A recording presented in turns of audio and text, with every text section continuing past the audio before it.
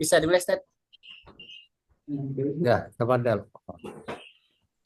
Bismillahirrahmanirrahim. Assalamualaikum warahmatullahi wabarakatuh. Waalaikumsalam warahmatullahi wabarakatuh. Waalaikumsalam warahmatullahi wabarakatuh.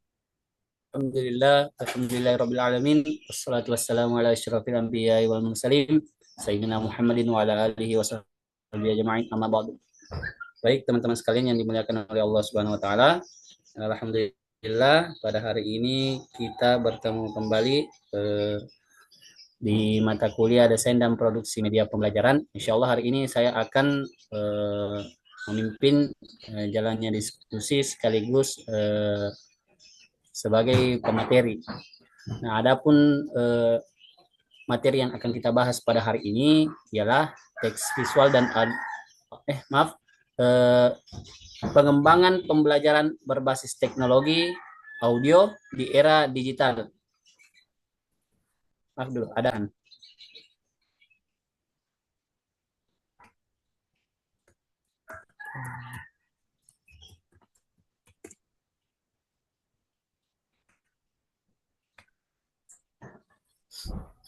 Ya.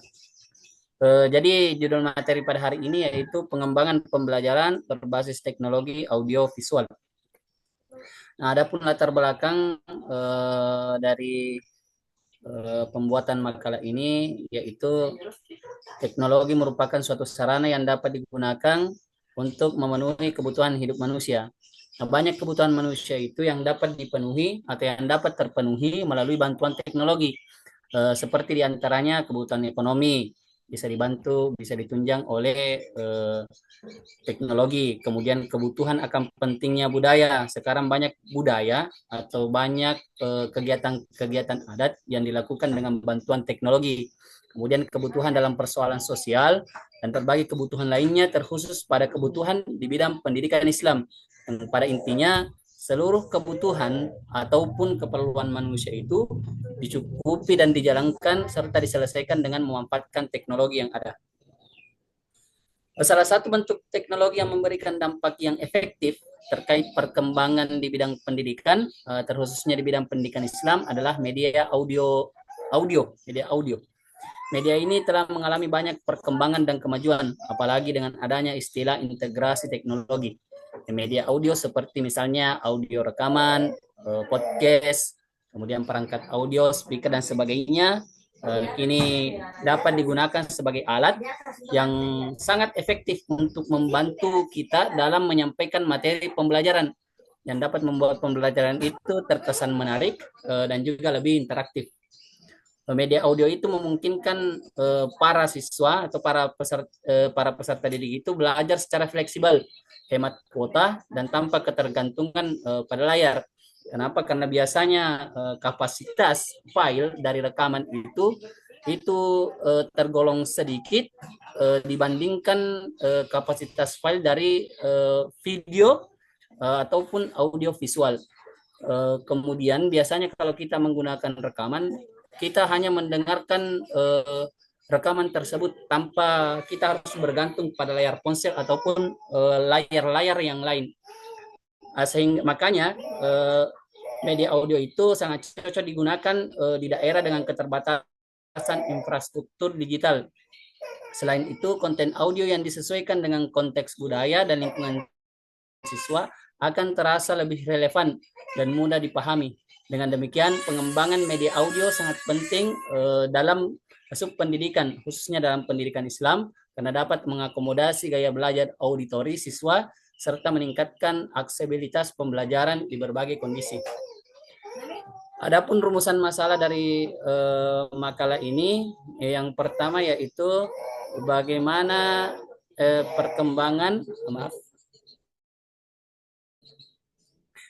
perkembangan teknologi audio dalam pembelajaran Islam. Kemudian rumusan masalah yang kedua, apa saja bentuk teknologi audio yang dapat dimanfaatkan dalam proses belajar. Kemudian rumusannya masalah yang ketiga, yaitu bagaimana strategi atau apa strategi yang bisa kita kembangkan dalam melaksanakan proses pembelajaran Islam berbasis teknologi audio. Nah, berdasarkan rumusan masalah yang baru saya sampaikan, adapun tujuan dari makalah ini yang pertama menjelaskan perkembangan teknologi audio dalam dunia pendidikan Islam. kemudian mengidentifikasi bentuk-bentuk pemanfaatan teknologi audio, dan yang ketiga menyusun strategi pengembangan media pembelajaran Islam berbasis audio. Yang pertama yaitu ini bermasalah ini tentang perkembangan teknologi audio dalam dunia pendidikan Islam. Yang pertama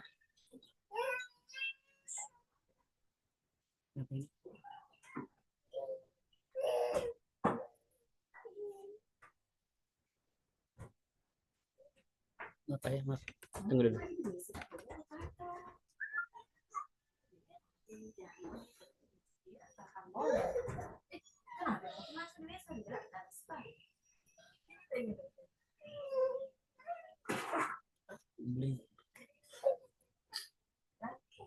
Blank layarku. Blank layarku.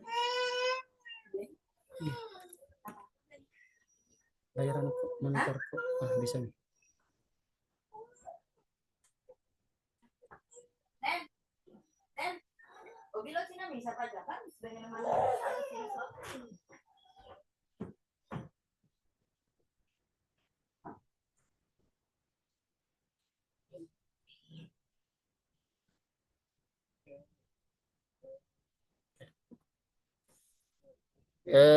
Aduh. Yang pertama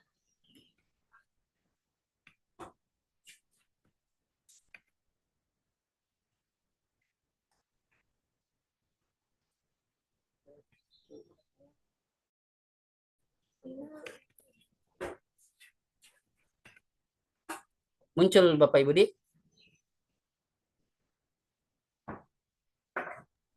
Tidak ada yang muncul. Apa? Tidak ada yang muncul?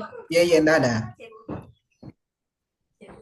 Maaf, laptop saya lagi blank. Aduh. Saya keluar sebentar, Di. Saya out dari... Iya, iya, iya. Biar kita tunggu, Pak, dulu. Mungkin kita tunggu setengah menit lah.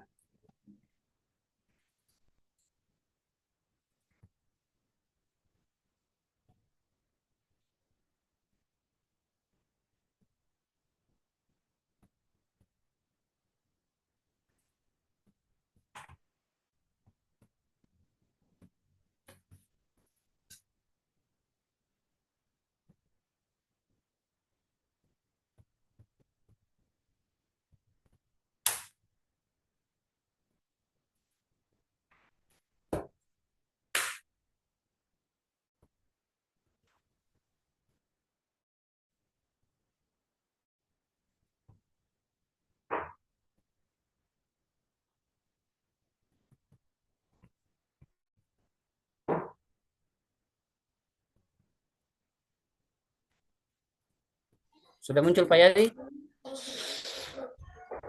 Ya, oke, sudah, Pak. Kita masuk ke inti materi pada hari ini. Yang pertama yaitu perkembangan teknologi audio dalam pendidikan Islam. Yang pertama, pengertian pendidikan Islam. Pendidikan agama Islam merupakan upaya sadar dan terencana dalam menyiapkan peserta didik untuk mengenal, memahami, menghayati, sehingga mengimani, bertakwa dan berakhlak mulia dalam mengamalkan ajaran agama Islam dari sumber utama yaitu Al-Quran. Kemudian yang kedua, peran teknologi dalam pendidikan. Teknologi dalam pendidikan berkontribusi terhadap modernisasi dan pengembangan pendidikan, terkhusus pendidikan agama Islam, dengan mengintegrasikan teknologi ke dalam pembelajaran, menjadikan pendidikan agama Islam menjadi lebih menarik, relevan, dan responsif terhadap kebutuhan zaman. Siswa akan mengalami pembelajaran yang lebih interaktif, mempermudah pemahaman mereka, dan mengembangkan keterampilan yang mereka butuhkan untuk menanggapi tantangan dan perubahan masyarakat modern. Kemudian yang ketiga, penerapan teknologi dalam kegiatan belajar mengajar. Penerapan teknologi dalam kegiatan belajar mengajar itu ada tiga secara umum. Yang pertama yaitu teknologi berbasis visual, yang biasanya teknologi ini itu menampilkan sesuatu yang berkaitan dengan pandangan mata. Kemudian yang kedua, teknologi berbasis audio. Nah, teknologi ini erat kaitannya dengan teknologi yang lebih memusatkan kepada pendengaran kita. Kemudian yang ketiga yaitu teknologi berbasis audio visual, yaitu teknologi yang digunakan dalam pembelajaran dengan menggabungkan teknologi visual dan teknologi audio. Nah, bentuk-bentuk pemanfaatan teknologi audio dalam pembelajaran di era digital, yang pertama audio yang berbentuk CD atau kaset. Media kaset atau CD, meskipun tergolong sebagai teknologi yang lebih sederhana dibandingkan media digital saat ini, tetap memiliki keunggulan dalam mendukung pembelajaran, terutama dalam pembelajaran berbasis suara, seperti pelafalan bahasa, pembacaan Al-Quran, pemahaman konsep, dan sebagainya. Menurut Roundtree, bentuk pemanfaatan media audio dalam pembelajaran terbagi menjadi 4. Yang pertama yaitu mendengarkan dan melakukan, seperti ketika kita mengikuti perintah atau instruksi praktis sambil mendengar. Kemudian yang kedua, hanya mendengar. Ini berlaku untuk materi naratif atau penjelasan konseptual. Kemudian yang ketiga yaitu mendengar dan melihat. Jika dikombinasikan dengan media visual lain seperti gambar ataupun teks, maka itu akan memberikan manfaat bagi pendengaran dan penglihatan kita. Kemudian yang keempat yaitu dari sisi mendengar, dari sisi melihat dan juga melakukan, merupakan bentuk paling komprehensif karena melibatkan multisensori. Kemudian selanjutnya media radio. Media radio merupakan media massa berbasis audio yang memiliki jangkauan luas dan biaya yang produksi yang relatif rendah. Keunggulan utama dari media radio adalah kemampuannya dalam mendorong imajinasi pendengar. Audio radio memicu pendengar untuk membentuk gambaran mental secara aktif. Selain itu, media radio memungkinkan kehadiran narasumber dari luar yang dapat memberikan wawasan baru kepada siswa, baik secara langsung dalam siaran ataupun melalui rekaman wawancara. Namun terdapat beberapa kelemahan yang perlu diantisipasi. Yang pertama yaitu hanya bersifat auditif saja, sehingga mudah menimbulkan kebosanan jika tidak disajikan dengan variasi suara. Kemudian yang kedua, keterbatasan interaksi emosi dan afeksi karena tidak ada visualisasi ekspresi. Kemudian yang ketiga, sifat sekali dengar membuat informasi sulit diulang karena direkam atau tersedia ulang secara daring. Kemudian selanjutnya media audiobook. Audiobook itu atau buku audio adalah versi rekaman dari teks tertulis yang dibacakan dengan suara. Media ini sangat efektif untuk pembelajaran, terutama dalam mengembangkan kemampuan literasi dan apresiasi terhadap bacaan. Dalam lingkungan pembelajaran formal, audiobook dapat digunakan untuk menyampaikan materi bacaan seperti buku cerita, novel, esai, atau bahkan buku teks. Dengan mendengarkan audiobook, siswa tetap dapat menikmati dan memahami isi teks tanpa harus membaca langsung. Penggunaan intonasi, ekspresi suara, dan kecepatan baca yang tepat pada audiobook juga membantu dalam meningkatkan daya imajinasi dan pemahaman makna bacaan. Audiobook cocok digunakan pada pelajaran bahasa Indonesia, bahasa Inggris, dan mata pelajaran yang berbasis naratif lainnya. Audiobook itu sangat efektif untuk meningkatkan literasi dan pemahaman bacaan, terutama untuk siswa yang disleksia atau kesulitan membaca. Audiobook membantu mereka mengakses buku pelajaran, cerita, dan referensi lainnya tanpa harus bergantung pada teks tertulis.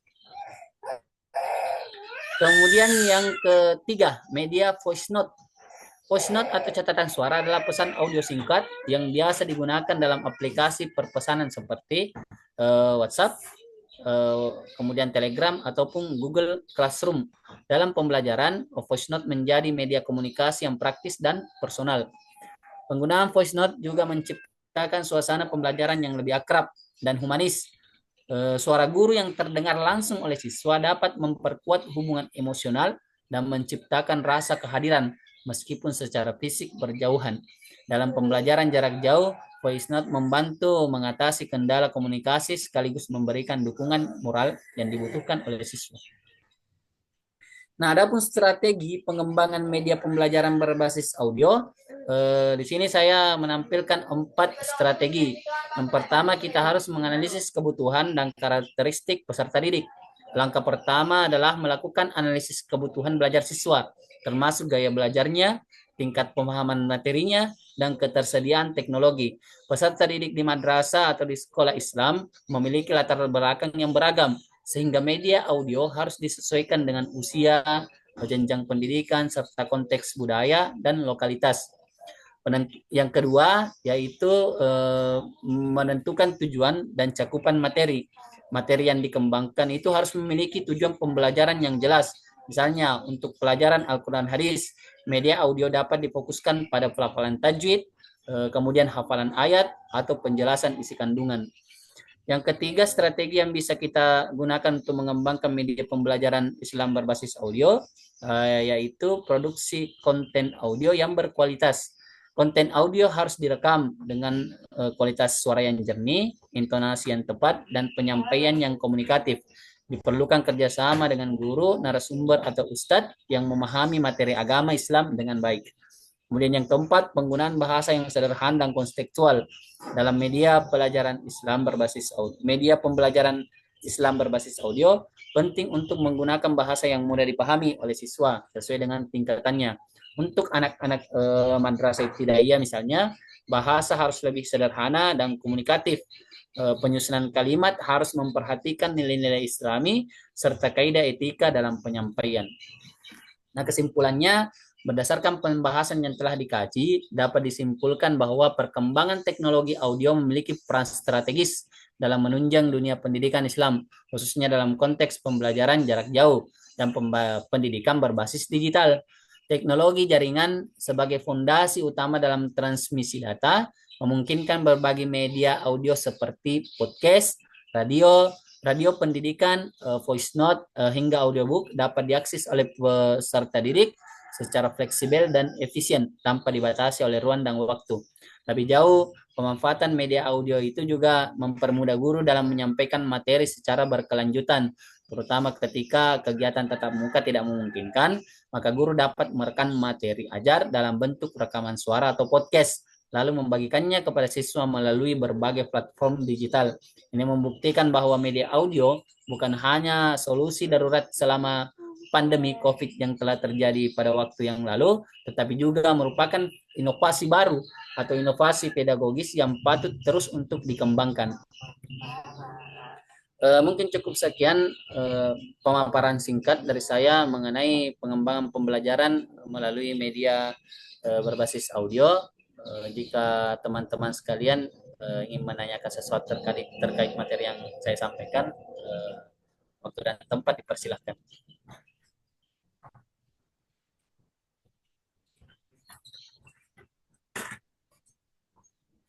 Silahkan teman-teman yang ingin bertanya. Ya, kalau belum ada, saya coba dulu bertanya, Pak. Sambil menunggu teman yang lain. Silahkan. Kalau memang tidak ada, belum ada. Biar saya bertanya duluan ya. Terima kasih, Bapak Rahmat ya. Baik, Pak. Ya, ya. Materinya sudah cukup bagus. Ada satu yang mengganjal pikiran saya ketika menyimak presentasi itu. Masalah bagi saya itu adalah bagaimana prinsip-prinsip desain pembelajaran audio itu secara efektif yang dapat diterapkan dalam pembelajaran dan untuk meningkatkan internalisasi nilai-nilai keislaman, sejauh mana desain tersebut mampu memfasilitasi keterlibatan afektif. Keterlibatan afektif di sini masuk dari nilai karakter, emosi, dan nilai dari peserta didik itu,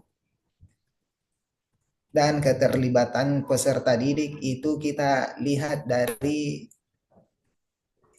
istilah kekinian, maksud saya di era digital. Sejauh mana desain tersebut mampu memfasilitasi keterlibatan afektif peserta didik ditinjau dari segi karakter, nilai, dan nilai dan emosi peserta didik di era digital. Saya pikir itu Pak, jelas pertanyaan saya ya.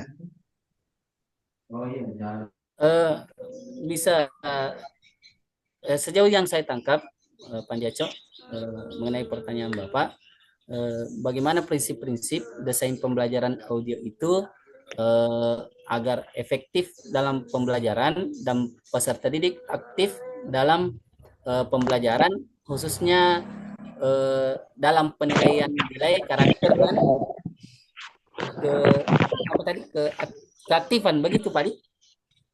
Ya, Rumah ada dari segi keterlibatan afektif ditinjau dari segi emosi, nilai dan karakter peserta didik di era digital. Nilai karakter dan emosi si peserta didik di era digital. Oh, ya.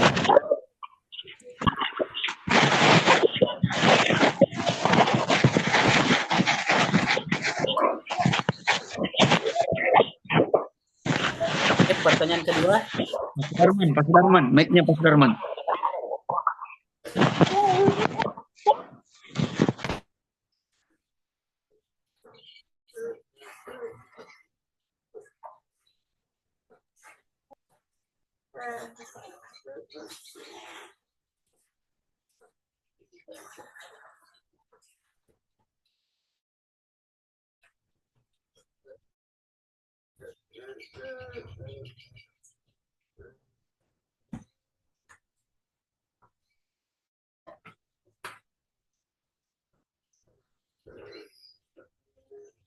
bagaimana pertanyaan kedua?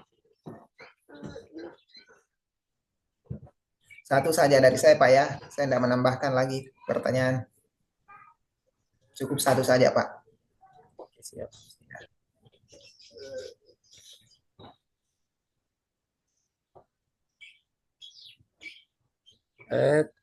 Bagaimana teman-teman yang lain? Apa ada yang ingin bertanya? Izin Pak Ustadz Rahmat selaku pemantik makalah. Bolehkah saya bertanya? Silakan. Baik. Syukran lillah. Izin saya bertanya. Apakah penerapan audio visual khusus untuk daerah 3T lebih efektif Maaf atau Pak, maaf Pak Mirullah. Eh, iya, apakah penerapan audio visual? iya, audio. Audio saja Pak, tidak ada visualnya. Iya. Oh, tadi ada saya lihat di anunya, di apa namanya, di makalahnya ada. Ya, oke, audio saja. Ya. Terhadap kami ini yang berada di negeri 3T atau hanya memang fokus di terbaik dilaksanakan di perkotaan yang jaringan akses internetnya lebih baik daripada negeri 3T. Terima kasih, Pak. Baik.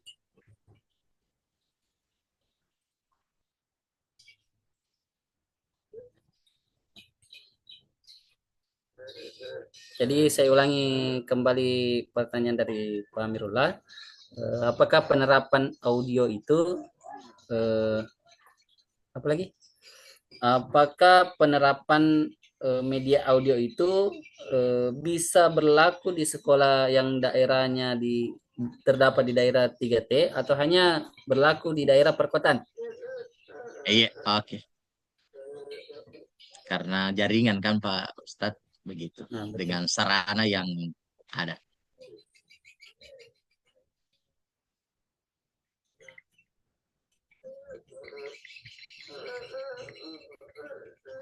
masih ada tambahan?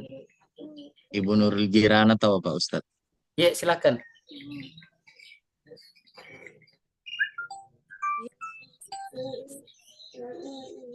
Bu Nurul Jirana, silakan. Suaraku atau Agak putus-putus kedengaran, Bu. sudah jelas Pak? Mungkin bagus kalau supaya tidak ada kendala, mungkin bagus kita kita klik saja di kolom chat, ketik saja di kolom chat.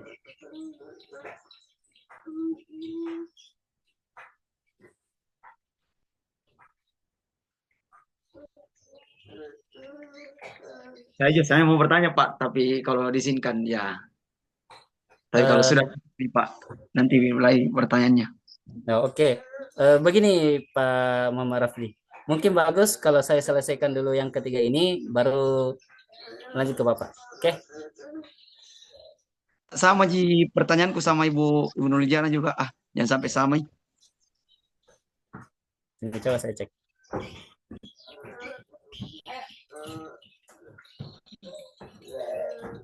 Ini kayak bling-bling, tidak mau terklik.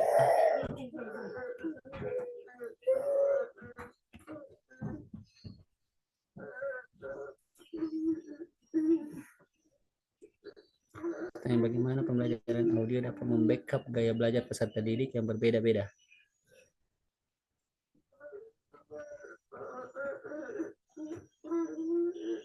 Bagaimana pembelajaran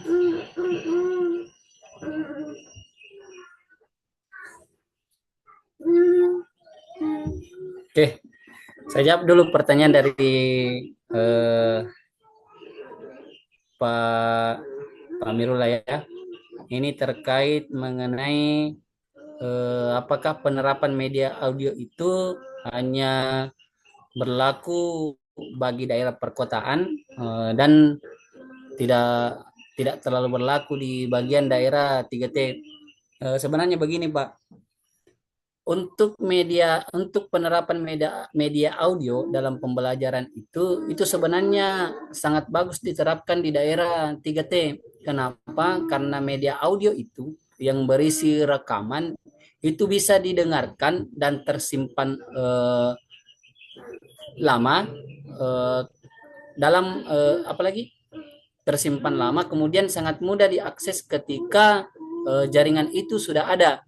Kalau misalnya di daerah 3T yang tidak memiliki jaringan, media audio itu bisa kita teknisi dengan cara kita merekam pembelajaran kita dalam bentuk audio. Anggaplah misalnya kita menggunakan media seperti WhatsApp, kita bisa melakukan perekaman terlebih dahulu, kemudian mengirim rekaman itu ke siswa kita, dan siswa kita itu bisa mengakses rekaman tersebut ketika siswa kita mendapatkan jaringan.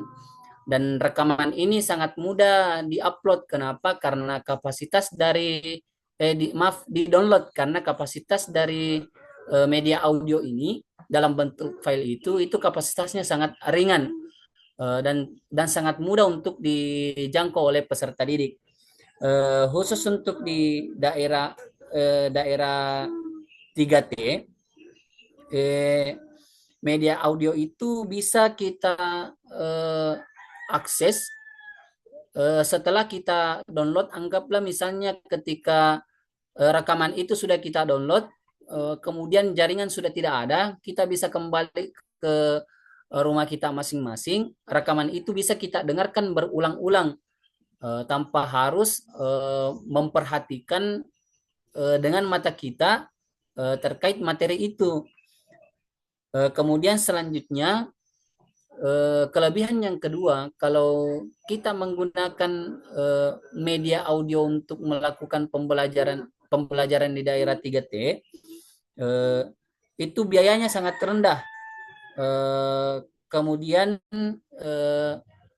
sangat mudah didapatkan dibandingkan ketika kita melaksanakan pembelajaran yang berbasis visual ataupun audio visual. Seperti itu, Pak.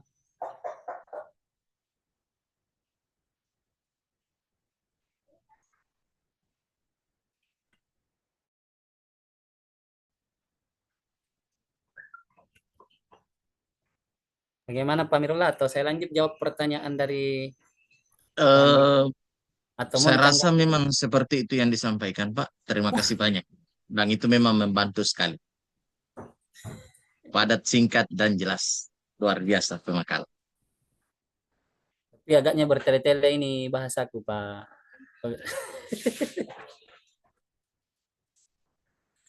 Oke, selanjutnya terima kasih atas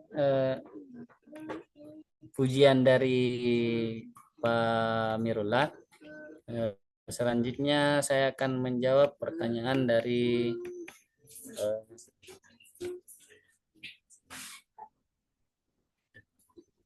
ini laptop saya ini bermasalah kayak tidak mau terklik.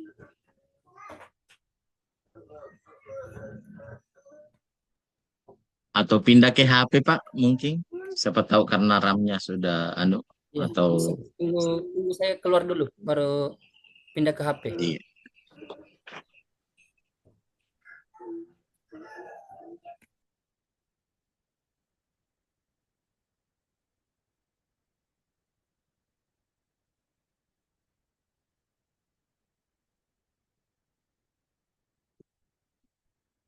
Biasanya itu Pak Mirullah kalau pindah HP biasa tenggelam chatnya.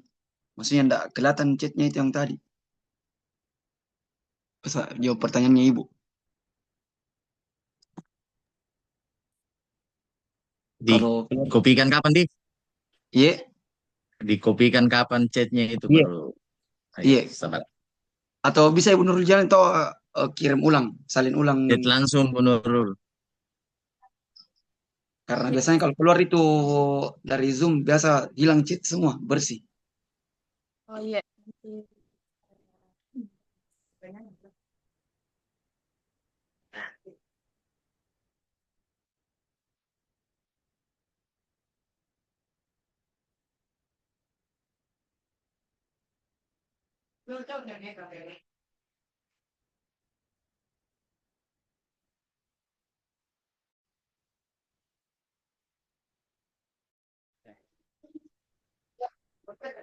Ya, selanjutnya saya akan menjawab pertanyaan dari Pandiaco. Ini mengenai prinsip-prinsip desain pembelajaran audio agar bisa efektif dalam pembelajaran, khususnya untuk menerapkan pembelajaran tersebut ketika kita menilai emosi, karakter, dan juga nilai dari peserta didik. Yang pertama yaitu mengenai prinsip-prinsip desain pembelajaran audio yang efektif untuk menilai emosi, karakter, dan nilai peserta didik. Pertama, kita harus mempertimbangkan aspek psikologi, kemudian aspek pedagogis atau aspek pendidikan, dan yang ketiga yaitu aspek teknologi.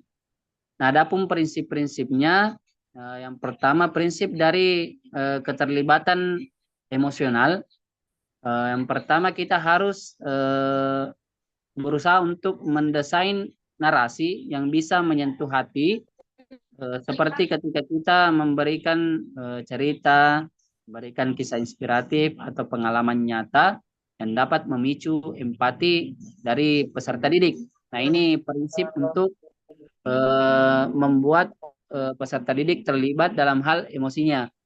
Kemudian yang kedua, kita biasanya menggunakan intonasi nada, kemudian suara, dan juga kita harus menjeda cara kita berbicara, tidak langsung serta-merta mengucapkan apa yang ingin kita ucapkan, karena terkadang pendengaran itu tidak bisa menangkap apa yang disampaikan oleh orang lain ketika diucapkan terburu-buru.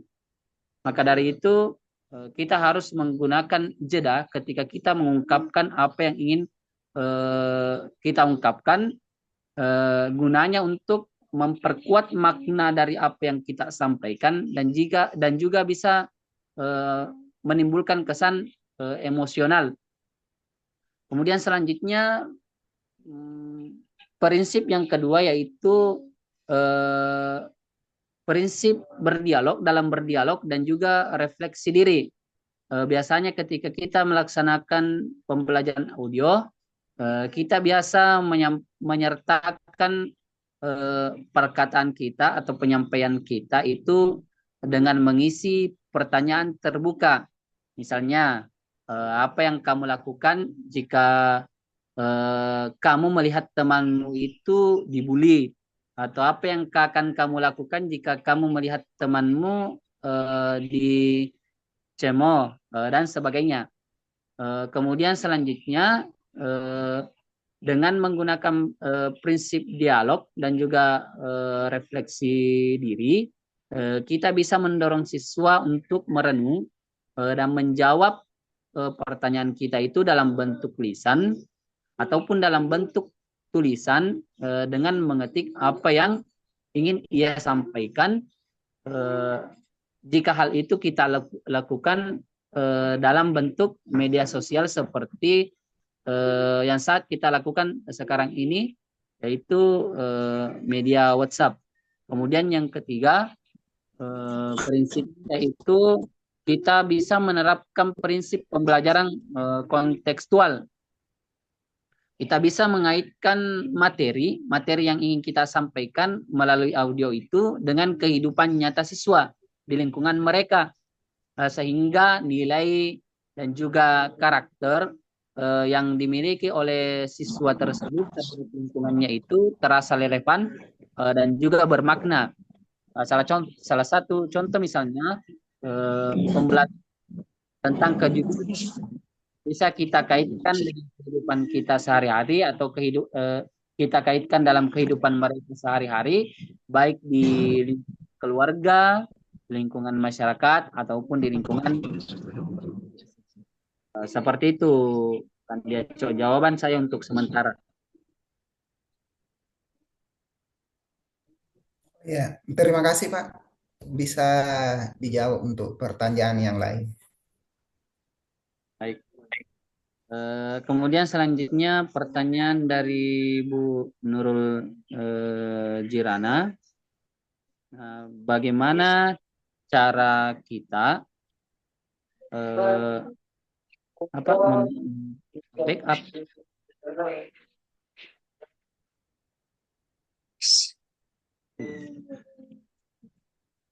bagaimana cara kita membackup gaya belajar peserta didik yang berbeda-beda. Ada yang audio visual, ada yang audio visual, ada yang visual, ada yang kinestetik. Seperti itu, Budi. Kalau kita mau membackup gaya belajar dari peserta didik, yang pertama, seperti yang saya sampaikan pada pertemuan kita sebelum-sebelumnya, ketika kita ingin melakukan pembelajaran itu, yang pertama kita harus melaksanakan observasi terlebih dahulu. Kita tentukan mana siswa kita yang efektif belajar ketika kita menggunakan audio, mana peserta didik kita yang efektif belajar ketika menggunakan visual,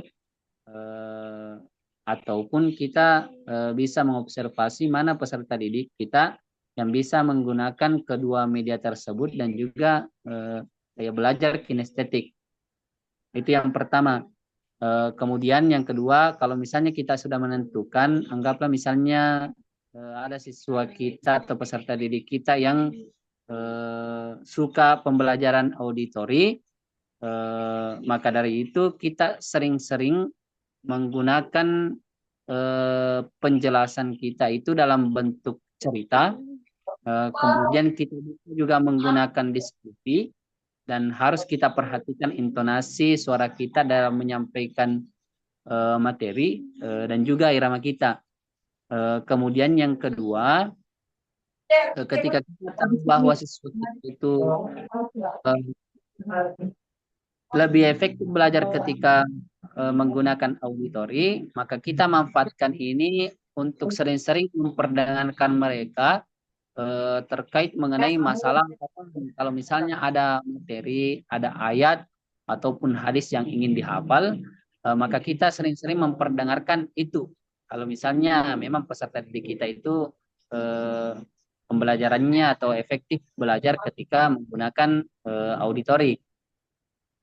Kemudian adapun strateginya, biasalah kalau misalnya kita mengajar, untuk siswa yang suka mendengarkan, bisa kita selingi dengan musik, bisa kita selingi dengan lagu.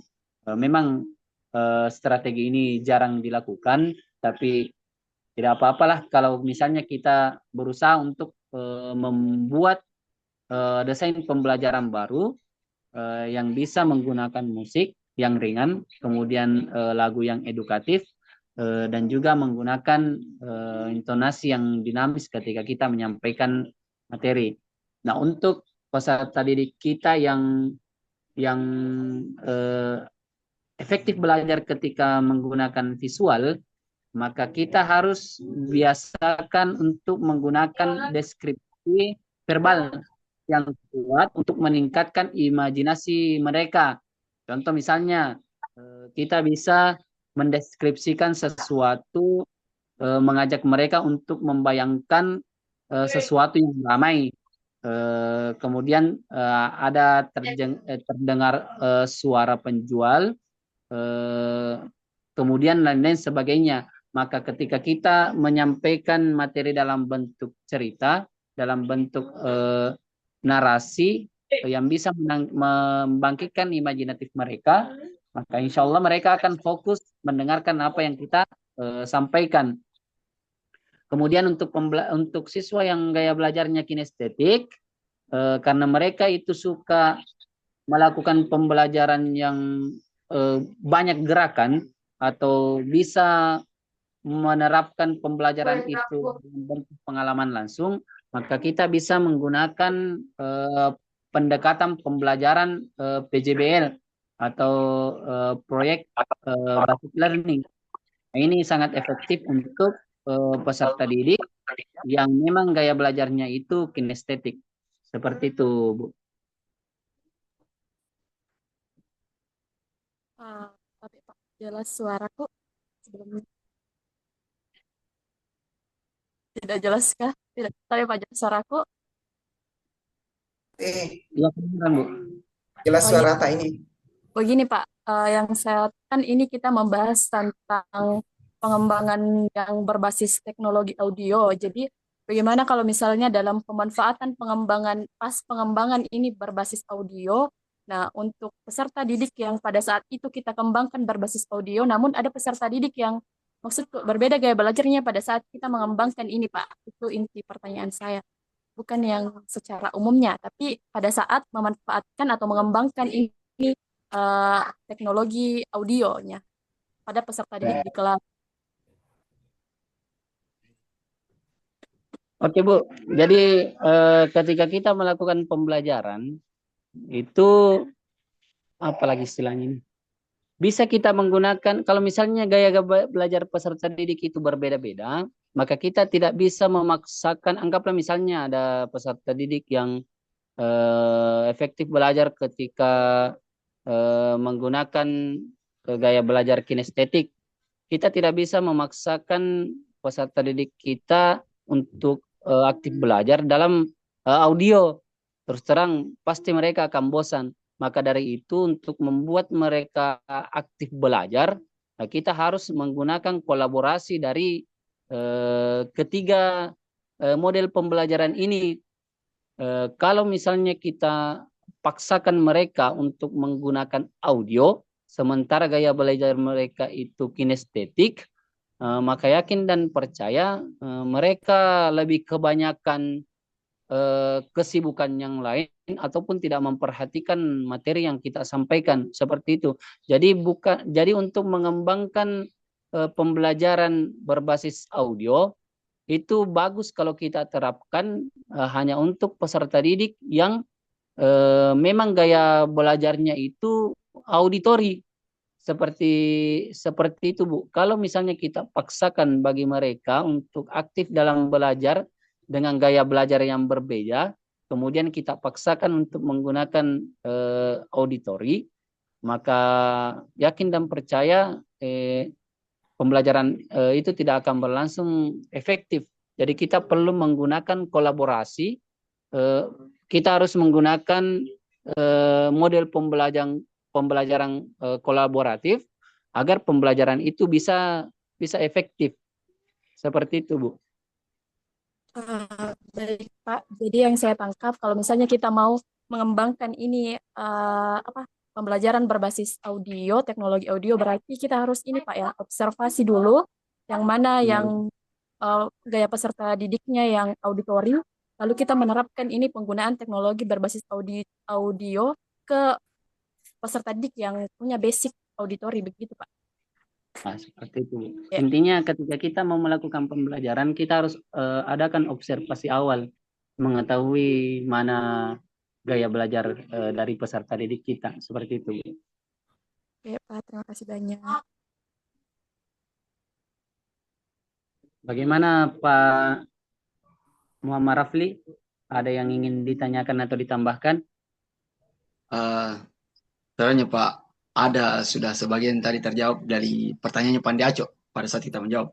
Cuma begini Pak, saya mau tanyakan, kan eh, ini media pembelajaran audio ini eh, pernah saya juga alami dan mungkin mungkin mungkin kita semua mungkin pernah juga lewati masa-masa di waktu dunia pendidikan ya SMA, SMP.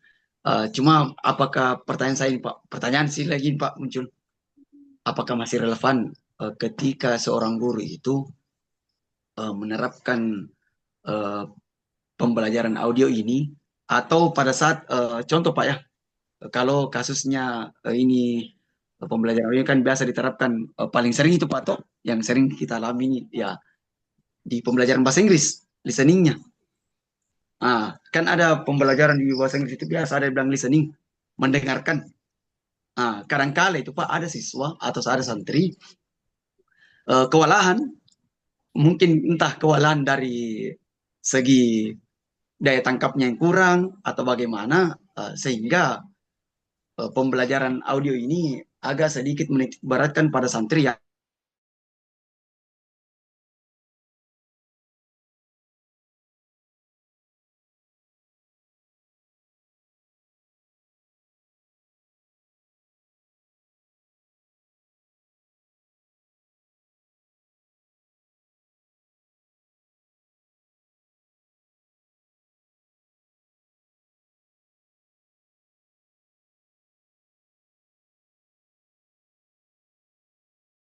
Untuk siswa yang gaya belajarnya bukan audio, maka jangan dipaksakan menggunakan media itu, gunakan media yang lain atau sampaikan berdasarkan dengan kemampuan kita dan daya tangkap dari peserta didik itu. Kemudian yang kedua, salah satu penyebab biasanya siswa kurang mampu memahami dari materi yang kita sampaikan. Yang pertama yaitu memang karena dia tidak suka pelajarannya. Yang kedua, mungkin memang dia tidak suka gurunya. Dan yang ketiga, memang dia tidak suka belajar. Nah, jadi salah satu caranya, kalau misalnya dia tidak suka dengan pelajarannya, maka kita harus mengembangkan pembelajaran itu melalui strategi pembelajaran yang harus kita terapkan. Bagaimana cara kita membuat pembelajaran itu lebih interaktif, lebih edukatif, sehingga anak-anak itu lebih menyukai cara mengajar kita. Ketika cara mengajar kita berubah dan bisa membuat perasaan dari peserta didik kita itu tadi tidak menyukai pembelajaran kita, insya Allah mereka akan kembali belajar karena sedikit demi sedikit perasaan mereka terobati dengan cara mengajar kita. Kemudian terkait mengenai mereka tidak suka gurunya, itu tergantung dari cara kita memperlakukan peserta didik kita. Biasanya kalau kita kasar dengan peserta didik kita, ataupun peserta didik kita tidak suka dengan tingkah laku, ya sering-sering ajak dia komunikasi dan jangan dijauhi. Kenapa? Karena kita harus melakukan pendekatan-pendekatan agar perasaan tidak suka dari peserta didik kita itu bisa terobati. Biasanya peserta didik kita tidak suka dengan gurunya itu karena mereka merasa kurang diperhatikan ataupun mereka memperhatikan gerak-gerik kita yang tidak mereka sukai.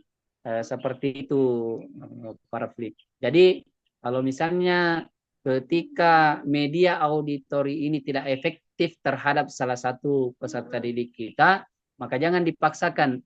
Gunakan media yang lain yang bisa mendukung pembelajaran mereka agar tingkat pemahaman mereka itu bisa menyesuaikan dengan tingkat pemahaman peserta yang menyukai apalagi sistem pembelajaran dengan menggunakan media auditori. Seperti itu, Pak Raffi. Wah, super sekali Pak jawabannya Pak. Saya sudah dapat jawabannya plus nasihatnya juga Bapak ini untuk bagaimana lagi mendekatkan diri pada mengambil hatinya santri dan siswa. Tapi Pak, ini Pak maksudnya ini yang media-media begini itu terutama kan saya pernah ikuti TOEFL Pak. Pada saat tes TOEFL ada metode ini apa listening. Bilang, aduh, bagaimana ini kita ini orang yang bahasa Inggrisnya tidak terlalu kuat sekali, ditambah lagi ujiannya listening, aduh, bilang gawat lah ini. Ternyata pada saat sudah hasil, wah betul, saya jatuh di listening, soalnya tidak ada yang benar, tidak ada yang benar jawabannya. Saya jawab itu, aduh, mungkin itu sudah anunya itu puas. Kendalanya bagi orang yang memang tidak suka dengan metode pembelajaran visual, apalagi tentang pendengaran, Pak, indera pendengaran. Iya Pak, terima kasih banyak Pak. Pak Rafli, saya Iya, punya saran Pak Rafli. Karena iya, saya iya. juga pernah ikuti tes seperti itu.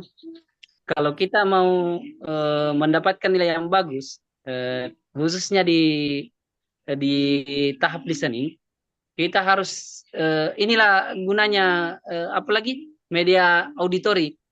Kita harus memanfaatkan ini untuk sering mendengarkan percakapan dari orang-orang asing. Jangan terlalu sering mendengarkan percakapan dari orang Indonesia yang berbahasa Inggris. Kenapa? Karena gramatikal bahasa Inggris orang Indonesia yang berbahasa Inggris itu agak berbeda dengan gramatikal bahasa Inggris dari orang Inggris itu sendiri. Betul. Ada perbedaan. Jadi United biar Kingdom. sedangkan dalam bahasa Arab saya juga biasa entah geleng-geleng kepala atau tertawa bahkan tidak memahami apa yang dia sampaikan. Kenapa? Karena logat Indonesia yang dibahasa Arabkan, bukan bahasa Arab yang di Indonesia apalagi kan. di Indonesia kan. Jadi terbalik cara menyampaikannya bagi kita, terutama kita di santri itu terlalu sering menggunakan gaya bahasa tak sendiri ketika menyampaikan bahasa Arab seperti itu Pak. Jadi kalau misalnya sekedar saran dari saya, kalau kita mau lebih memahami tentang percakapan dari bahasa Arab ataupun bahasa Inggris dan lulus di bagian TOEFL dan TOEFL, itu kita harus sering-sering mendengarkan percakapan orang asing itu sendiri yang memang bahasa mereka sendiri seperti itu Pak. Betul. Saya harus semangat belajar lagi nih Pak untuk itu listeningnya. Bagaimana Pandaco? Betul tidak Pandaco? Ya, kalau saya diminta, sebenarnya itu ada benarnya, karena saya pernah juga menerapkan pembelajaran bahasa Inggris di kelas, meskipun saya bukan guru bahasa Inggris. Oh, berarti Pandaco dulu super bagus. Saya contohkan, karena saya guru agama di satu madrasah, mudah-mudahan juga ini bisa menjawab dari pertanyaan Ibu Nurul Jirana ya. Sebelum saya menjawab dalam konteks bahasa Inggris, perlu kita ketahui bahwa seorang pendidik itu bukan cuma sekedar mengajar, tapi dia membimbing, melatih dan mengarahkan. Ketika kita melihat siswa yang punya karakter belajar berbeda, disinilah potensi guru. Bagaimana bisa penguasaan kelas, meraih empati, ada hubungan emosional antara pendidik dan peserta didik. Melalui bimbingan, melatih, mengarahkan dengan pendekatan, satu pendekatan yang kita dekati dengan pendekatan batiniah. Kita mengajar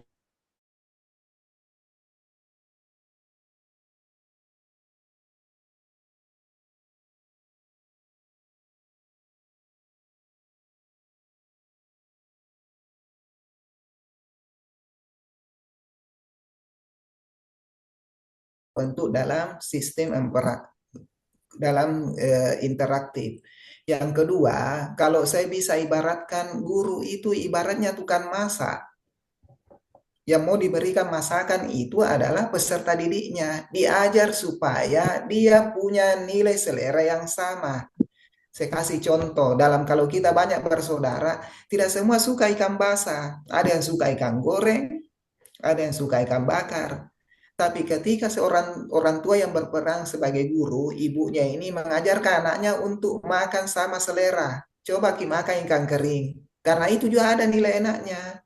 Menambah selera makan. Kelebihan daripada ikan kering dibanding dengan ikan basah.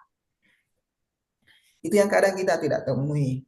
Yang berikutnya, ketika saya juga mengajarkan anak-anak untuk bahasa Inggris itu, saya coba praktekkan pada mereka. Pertama, untuk mengetahui bahasa asing di bidang listening, satu, timbulkan rasa suka dalam diri. Karena biar 10 guru mengajar bahasa Inggris bergantian, kalau anak-anak tidak ada rasa suka terhadap bahasa asing itu, tidak bisa juga masuk dalam otaknya, tidak bisa tersimpan dalam memori. Sekedar mendengar, pergi, datang, timbul, lupa.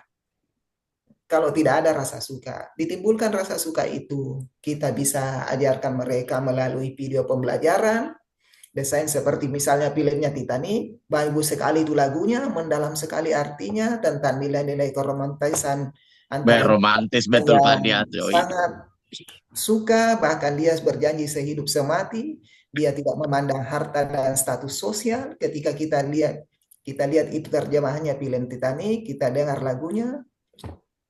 Ya, saya tidak usah lagukannya karena suara saya bukan suara artis. Saya juga tidak usah gayakan Pak karena Ya. mirip Nonis kalau Ya, saya juga tidak perlu gayakan. Pertama, saya juga tidak cocok jadi bintang film. Tapi niat saya untuk jadi presiden kalau ada rezeki. Pak Sun itu bisa lakukan itu lagunya Titanic, Ya, Pak Sun nih. bisa, itu yang saya anukan. Seperti saya contohkan pada murid saya, apa bahasa Inggrisnya, saya lupa bayar utang. Ada siswa mengatakan, I forget, Pak Guru. Saya bilang, jangan bilang forget. Dalam sistem speaking, jangan kata menyebut kata R, tapi kita mengatakan I forgot. I forget to play the. Saya lupa membayar utang. Kenapa saya pakai mengatakan begitu? Karena saya mengajar fikih tentang konteks jual beli. Apa penyakitnya masyarakat? Utang, utang, utang. Lupa bayar utang. Nah, ingat pinjam, tidak ingat membayar utangnya. Nah, ingarang main rang, nah lupa membayar inran. Makanya jangan kasih utang Pak. Inilah penyakit salah satu masyarakat kita yang sehingga banyak terjadi dalam konteks perekonomian, dalam konteks desain, difotolah rumahnya, menunggak cicilan. Pandaco. Konteks pembelajaran itu. Jadi memang perlu dilatih anak-anak untuk listening, speaking, reading. Salah satu konteksnya itu. Speakingnya, readingnya diajar membaca. Yes. Cara mengucapkan. Diajar dia untuk melakukan bahasa Inggris, Pak. Menyanyi dalam bahasa Inggris. Karena banyak sekarang anak-anak suka TikTok. Kita cari konteks desain pembelajaran dalam bentuk TikTok yang memang disuka anak-anak. Kalau perlu tidak masalah goyang, asal jangan goyang India ya, maaf. Merusak Pak, merusak sistem akhlak di madrasah kalau diajar goyang India. Cukup goyang dengan goyang keibuan, goyang yang sederhana, tidak perlu harus joget jungkir balik seperti film India itu. Saya pikir itu Pak dari saya. Nah, baik. Ini Pak Diatyo, Pak Rahmat. Ini luar biasa nih Pandiaco. Karena ketika Pandiaco berbicara itu ruang pembelajaran itu terasa langsung apa bahasanya nih?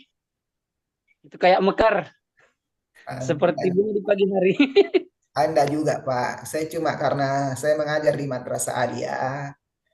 Itu kan di situ model anak-anak baru puber.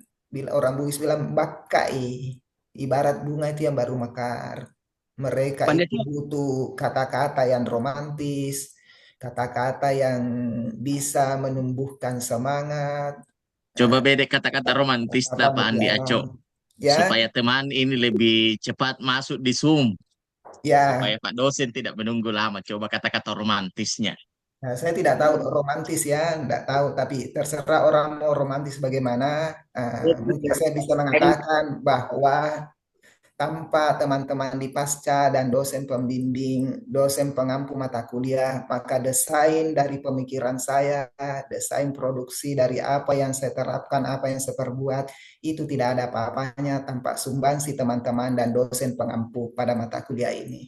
Terima kasih atas kerendahan hatinya yang kita diajarkan, terima kasih atas empati yang diajarkan, terima kasih atas attitude yang diajarkan oleh para dosen yang ada di IAIN Pare. Dan terima kasih semuanya. I love you, Pul. Oke, close statement. Ya, Alif itu Pak Jaco. yeah. I love you too. Okay, thank you very much. Good afternoon. I love you full. Okay, thank you, and thank you. I love you forever Pak Jaco. Okay, thank you. Sebenarnya dalam bahasa orang Barat itu tidak pernah mengatakan apabila ada salah kata jangan simpan dalam hati. Tidak pernah orang Barat mengatakan seperti itu. Dia cuma mengatakan thank you. Yang bilang itu cuma orang Indonesia, kemudian membuat dalam konteks bahasa Inggris. Sebenarnya dalam adab Barat tidak pernah begitu. Apabila ada jarum patah, jangan simpan dalam laci. Apabila ada kata salah, jangan disimpan dalam hati. Tidak pernah orang Barat begitu, Pak. Biar orang Amerika, Inggris, Perancis, Jerman tidak pernah. Pernah saya tanya begitu. Ketika dia ingin mandi, saya bilang apa bahasa anunya begitu? Tidak pernah, tidak ada kita bilang begitu. Kita cuma bilang thank you. Dan I'm sorry. Cuma itu saja. Iya. Ketawa-ketawa Ibu Nur Samsi Pak Jaco. Ketawa-ketawa Ibu Nur Samsi. Oh, Ibu Nur Samsi. Oh iya.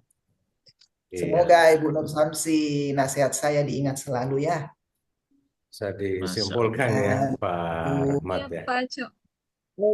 Baik Pak Dokter, silakan.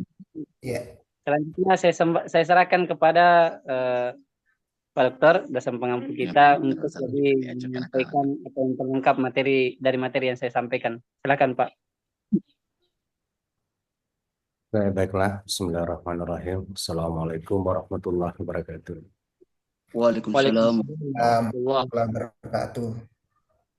Teman-teman yang berbahagia dan sangat berbahagia ketika Pak Andi Acok memberikan berbagai statement serius maupun statement romantisnya.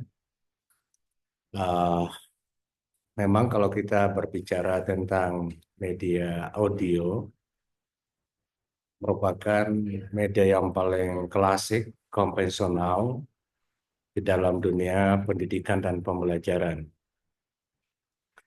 Kalau kita melihat secara substantif di dalam pendidikan Islam, bahkan penyebutan kata pendengaran itu merupakan awal dari sebuah perkembangan potensi yang dimiliki oleh setiap manusia.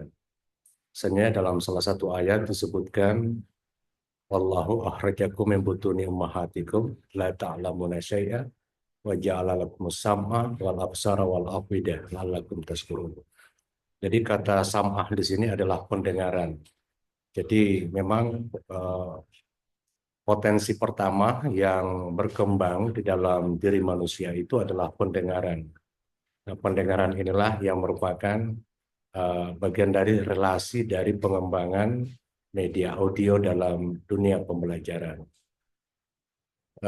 Dalam konteks sejarah, bagaimana media audio itu yang menjadi satu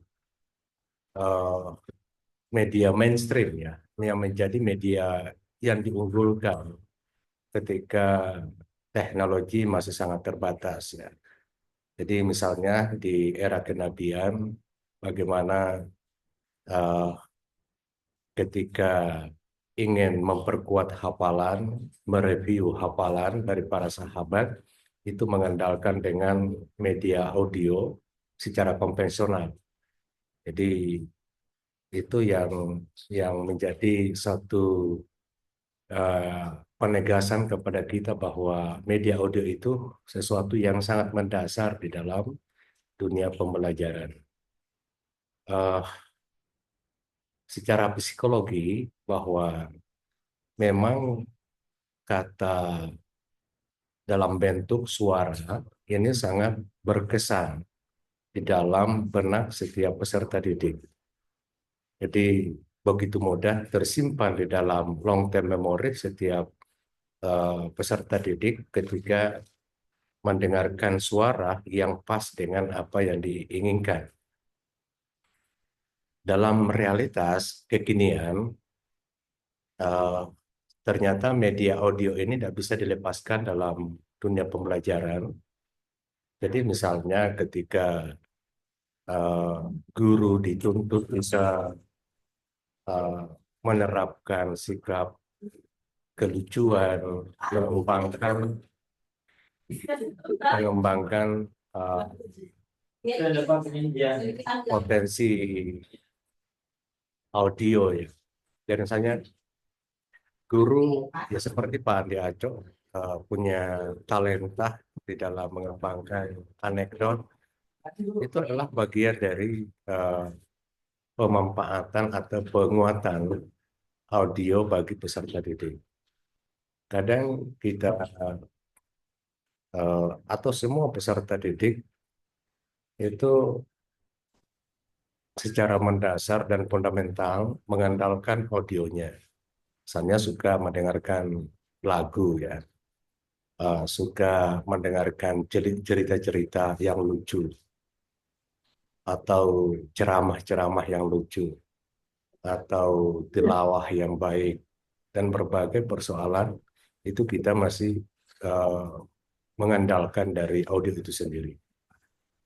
Nah, hal karena itu bahwa karena ini merupakan satu hal yang fundamental, maka kita dituntut bagaimana bisa mengembangkan media audio itu agar benar-benar dapat membantu, membackup pembelajaran yang efektif dan efisien. Jadi kalau di dalam konteks pembelajaran, ketika guru melakukan atau menerapkan metode ceramah, maka itu sesungguhnya adalah mengembangkan audio bagi peserta didik. Jadi ketika ada demonstrasi, maka itu bisa dalam bentuk dua, apakah itu visual atau kinestetis. Jadi oleh karena itu, ini merupakan media yang paling fundamental, paling mendasar dalam dunia pembelajaran, maka kita ingin mencoba untuk melihat secara komprehensif. Tadi disinggungnya tentang prinsip-prinsip ya di dalam pengembangan media audio. Jadi kita terkesan ya dengan analogi dari Pak Andi Aco tadi bahwa guru itu seperti tukang masak. Tukang masak hanya memasak satu menu untuk banyak selera. Jadi semuanya satu menu misalnya di rumah, ya masak nasi, kemudian ikannya pun juga dimasak ya. Jadi anggota keluarga tidak ada pilihan lain. Paling tidak dia cari lombok yang suka makan lombok, ya dia cari kecap dan seterusnya. Tapi mendasarnya di sini adalah guru cenderung menyiapkan desain pembelajaran yang satu untuk disampaikan ke peserta didik yang memiliki varian gaya belajar. Nah, kembali ke persoalan tadi tentang media audio itu. Karena secara mendasar, setiap peserta didik mengandalkan pendengaran. Maka dalam pendengaran ini, kalau secara konvensional, maka tadi disampaikan juga oleh pemakalah, pertama adalah tentu kejelasan dari pengungkapan setiap kata, setiap informasi, setiap terem yang tentu dipahami secara jelas oleh peserta didik. Jadi jangan sampai kita mengungkapkan kata atau terem, frase, kalimat yang mengundang pertanyaan atau ada bahasa ambigu dan seterusnya. Karena apalagi kalau menggunakan alat audio atau media audio, itu kan tidak ada timbal balik untuk klarifikasi, untuk memintai tanggapan atau keterangan. Jadi sifatnya monolog. Ini yang menjadi bagian dari kelemahan. Tadi juga disampaikan bahwa salah satu kelemahannya itu adalah sifatnya monolog, kemudian susah mengukur untuk memahami tingkat kemajuan pembelajaran peserta didik. Apakah dia paham atau tidak? Karena yang namanya audio itu ya selalu berjalan dan kita tidak bisa melihat, mengetahui secara pasti apakah anak-anak ini fokus mendengarkan atau tidak. Ya, ini salah satu problemnya juga. Kemudian yang kedua adalah kesederhanaan dalam konten. Ya. Jadi kesederhanaan dalam konten apa yang disampaikan sama seperti gaya komunikasinya Ustaz Dasat Latif. Ya. Jadi pendengar itu akan menjadi respect, ya, penasaran, terhibur karena ada hal-hal yang dia ingin sampaikan, tapi pengungkapannya yang sangat sederhana. Jadi ini yang sangat menarik gitu ya. Sebuah contoh kecil ya, ketika kalau nggak salah di Metro TV, Ustaz Dasar Latif ditanya oleh salah seorang budayawan,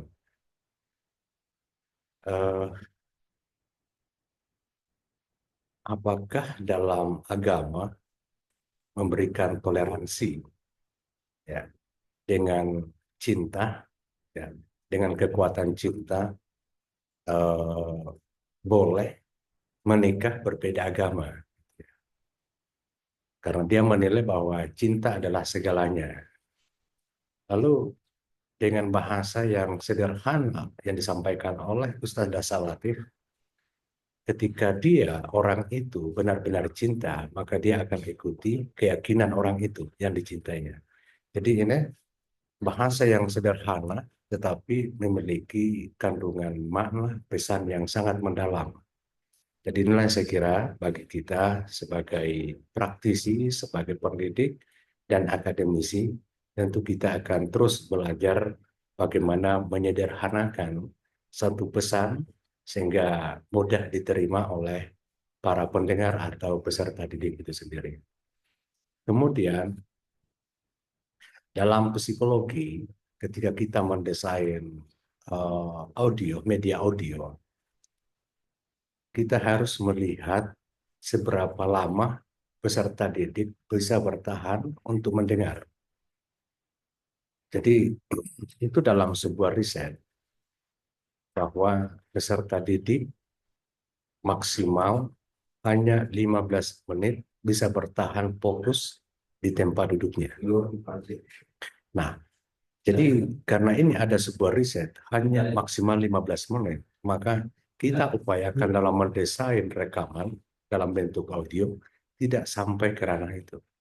Apalagi ya kalau gaya belajarnya ada yang visual, ada yang campuran audiovisual, ada yang kinestetis. Ya paling tidak sampai maksimal 5 menit misalnya. Nah, di sini tentu menjadi perhatian kita ya. Jadi jangan sampai karena banyak materi, maka kita dengan seenaknya memperbanyak durasi audio itu yang kita desain. Kita harus pertimbangkan dari aspek psikologi peserta didik. Kemudian struktur materi yang terorganisir dengan baik, terorganisasi dengan baik. Dalam arti bahwa benar-benar materi yang akan kita rekam dalam bentuk verbal kita itu benar-benar terstruktur dengan baik. Jadi dimulai dari materi yang kompleks, dari yang mudah, yang sederhana, sampai kepada materi yang kompleks.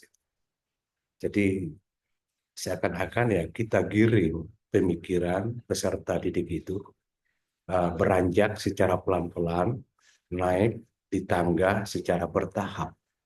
Jadi kita ini sebagai pendidik tentu harus menguasai materi.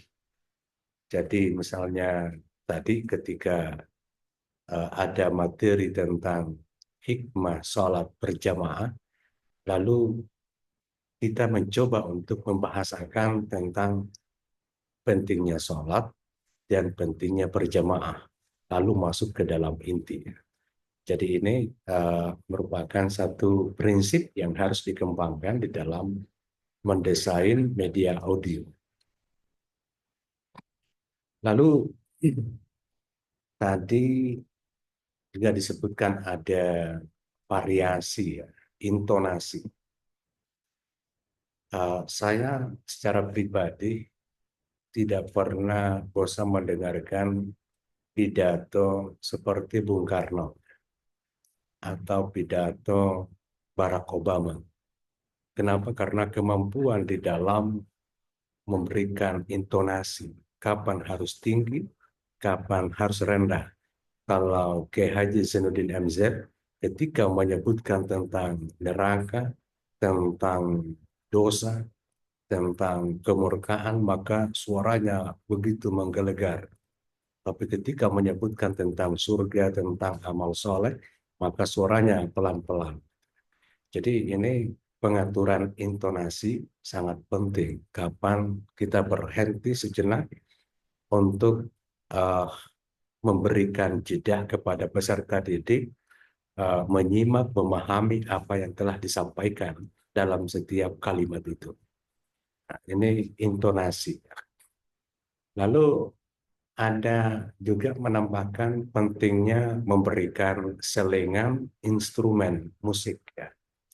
Jadi bagi yang suka musik, saya kira sangat membantu. Biasanya ini kalau di perpustakaan, ya, perpustakaan kadang ada instrumen musik yang slow, yang mungkin sudah didesain, ya. Ada yang instrumen musik atau lagu barat, ya, ada lagu Indonesia dan seterusnya. Jadi itu kadangkala bisa membantu, tapi juga bagi anak-anak yang tidak suka musik justru sangat terganggu. Ini juga problemnya. Nah, tadi ada pertanyaan mendasar, ya. Bagaimana bagi anak yang punya gaya belajar visual dan kinestetis, ya. Jadi ini tentu menjadi kelemahan bagi media audio, ya. Ketika menghadapi anak yang punya gaya belajar visual dan kinestetis. Nah, ketika di dalam kelas, ya, jadi misalnya ada rekaman yang diputar di dalam kelas untuk mengantisipasi atau meminimalisasi peserta didik yang punya gaya belajar yang beragam, yang berbeda, maka setidaknya guru bisa mempraktekkan secara langsung, ya, di depan kelas bahwa inilah yang dimaksudkan dengan pesan di dalam rekaman itu. Jadi apalagi kalau dalam bentuk gerakan, ya, kinestetis atau perlu didemonstrasikan. Jadi guru di sini ya berfungsi untuk menjelaskan dalam bentuk gerakan atau mendemonstrasikan. Itu paling tidak bisa membantu. Nah, ada hal yang lain, paling tidak menggunakan audio interaktif, yakni melibatkan pendengar untuk berpartisipasi. Ya, tadi juga sudah dicontohkan, misalnya dengan adanya kuis, memberikan tugas atau tutorial, dan seterusnya, itu berupaya untuk melibatkan peserta didik untuk berpartisipasi apa yang diinstruksikan atau diarahkan oleh audio itu sendiri. Nah, Kalau kita melihat kelemahan yang lain dari media audio itu ya, saya menambahkan sedikit, penguatannya adalah kalau media audio sangat rumit di dalam menyampaikan materi yang kompleks.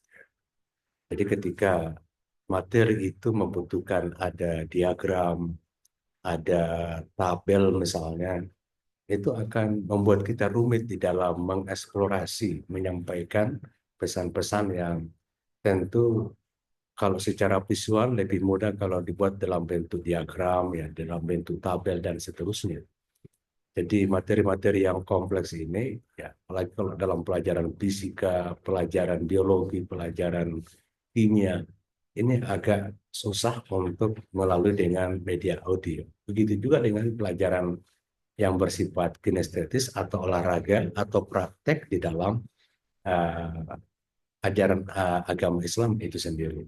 Di situ kelemahan uh, yang saya kira membutuhkan keterlibatan dari guru itu sendiri. Hal yang lain adalah gangguan lingkungan. Jadi gangguan lingkungan dalam konteks kalau ada kebisingan. Ya. Jadi misalnya gini, kenapa di pondok pesantren itu atau lembaga pendidikan Islam itu sukanya di tempat-tempat pelosok, bukan di tempat keramaian, apakah di pusat perkotaan atau di pinggir jalan poros dan seterusnya. Karena lembaga pendidikan Islam itu secara klasik itu mengedepankan atau mengutamakan pendengaran dengan metode ceramah dan hafalan. Nah, ketika berada di tengah-tengah kebisingan, maka akan sangat terganggu. Dan contohnya ya, para penghafal Al-Quran itu, dia suka menyendiri di tempat kebisingan, menjauh dari tempat kebisingan. Jadi itu adalah salah satu contoh bahwa ternyata dengan media audio itu sangat terganggu di dalam lingkungan yang penuh dengan kebisingan. Jadi itu yang menjadi bagian dari kekurangannya. Apalagi ya dengan kualitas suara. Jadi kualitas suara yang kurang lantang atau serak-serak bahasa yang kadang-kala suaranya tidak terdengar. Apalagi tadi itu yang dipersoalkan tentang listening ya dalam bahasa Inggris itu juga menarik ya. Jadi salah satu bentuk kerumitan dalam bahasa Inggris itu ya lain tulisannya, lain pengucapannya. Nah, kalau hanya diandalkan listeningnya atau pendengaran, kadang kita tahu menyebutkan, tapi tidak tahu ini kata apa yang dimaksud. Jadi ini yang jadi problem. Jadi ada konteksnya ya, membiasakan mendengar, tapi kalau tidak di backup oleh visualnya, misalnya bentuk mimik bibir kita di dalam pengungkapan atau mengucapkan suatu bentuk kata, ini kadang-kala sulit ya. Jadi ini bagian dari kelemahan di dalam konteks media audiovisual. Ada hal yang menarik tadi dari Pak Amirullah ya. Jadi memang media audiovisual itu adalah media yang paling efisien, ya, paling mudah didesain dan paling efisien anggarannya. Jadi ya bisa kita ya tadi saya sampaikan ya kita download baru biar dibawa kemana itu bisa diputar berulang-ulang. Nah, sekarang kan bisa dengan MP3 dan seterusnya. Nah, kalau dulu kebiasaan saya ketika melakukan riset di lapangan, ada interview dan seterusnya, saya lebih cenderung menggunakan tape recorder ya. Jadi tinggal kapan dan di mana saja saya bisa mendengarkan hasil wawancara itu. Jadi itu sangat membantu dan itu bisa dilakukan secara offline. Jadi beda kalau visualnya. Kadang visual itu bisa lebih efektif kalau berbantukan dengan platform yang berbasis eh, digital yang bisa diakses melalui internet ya. Jadi ini media audio sangat efektif dan efisien, dan itu bisa dikembangkan atau menjadi andalan bagi di daerah yang 3T tadi itu. Jadi itu saya kira bagi kita, meskipun banyak kekurangan, banyak kelemahan media audio itu, tapi ini merupakan media yang sangat fundamental, paling mendasar, dan paling tertua dalam kehidupan peradaban manusia. Maka tentu kita sangat penting memahami karakteristiknya, memahami substansi dan esensinya, sampai kepada proses desainnya. Jadi media audio sangat penting, tapi punya kelemahan yang mendasar juga, sehingga perlu di backup oleh media yang lain. Dan insya Allah akan dipaparkan nanti oleh pemakalah selanjutnya tentang media visual dan audio visual yang lainnya. Baiklah, saudara-saudara sekalian, mohon maaf pada kesempatan ini karena saya masih di tempat kerja, sedikit kurang fokus di dalam proses perbedaan kita. Terima kasih atas segala partisipasinya, sharing keilmuan yang sangat berharga buat kita semua, dan insya Allah menjadi bagian dari keberkahan dan amal jariah buat kita semua. Akhirul kalam, kita menutup pertemuan kita kali ini dengan bersama-sama baca kalimat hamdalah. Alhamdulillahirrahmanirrahim. Assalamualaikum warahmatullahi wabarakatuh. Waalaikumsalam Waalaikumsalam warahmatullahi warahmatullahi wabarakatuh. wabarakatuh. Akan istirahat Bapak Ibu.